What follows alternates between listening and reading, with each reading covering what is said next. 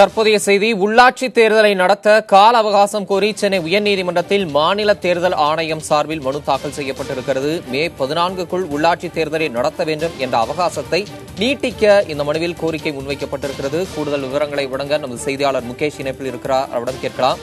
முகேஷ், உள்ளாட்சி தேர்தலை நடத்த கால அவகாசம் கோரி மாநில தேர்தல் ஆணையம் சார்பில் மனு தாக்கல் செய்யப்பட்டிருக்கிறது. இந்த மனுவில் குறிப்பிட்டிருக்கக்கூடிய விஷயங்கள் என்னென்ன? தமிழக இந்த வழக்கு பாத்தீங்கன்னாக்க மாற்றமின்றி அமைப்பின் சார்பில் அதன் இயக்குநர் நாராயணன் என்பவர் தொடர்ந்த வழக்கு.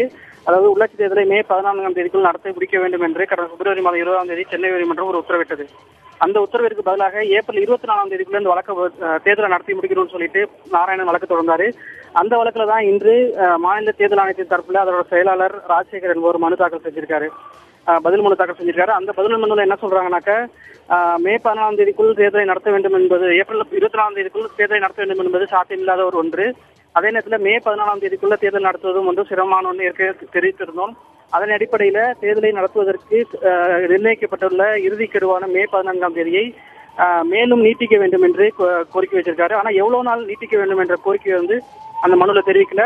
அதே நேரத்தில் வந்து கடந்த மாதம் மார்ச் 14ஆம் தேதி முதல் ஊரக உள்ளாட்சி அமைப்புகளில் உள்ள ஊழியர்கள் நடத்தி வரும் காலவரையற்ற வேலை நிறுத்தத்தினால வந்து வாக்காளர் பட்டியல் சரி செய்வதற்கான பணிகள் வந்து தேக்கம் ஏற்பட்டதுனால தேர்தலுக்கான நடைமுறைகள் வந்து ஒரு வாரம் 15 நாளுக்கு மேல தள்ளி போகுது.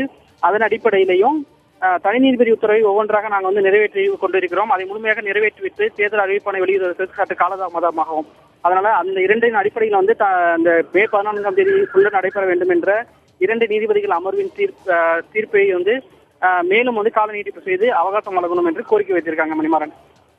முகேஷ், இந்த தேர்தல் ஆணையத்தோட பதில் மனு மீதான விசாரணை எப்ப நடைபெறுவதற்கான வாய்ப்பு இருக்கு?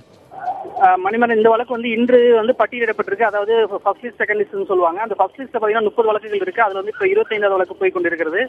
இதன் பிறகு வந்து செகண்ட் லிஸ்ட்ல 24வது வழக்காக இந்த மாநில தேர்தல் ஆணையத்தோட மேல்முறையீடு வழக்கும் மாற்றமின்றி அமைப்பின் நாராயணன் தொடர்ந்த வழக்கும் பட்டியலில் இருக்குது. பெரும்பாலும் 3 மணிக்கு மேல் இந்த வழக்கு வந்து விசாரணைக்கு வருவதற்கான வாய்ப்புகள் அதிகமாக இருக்குது. மணிமாறன்.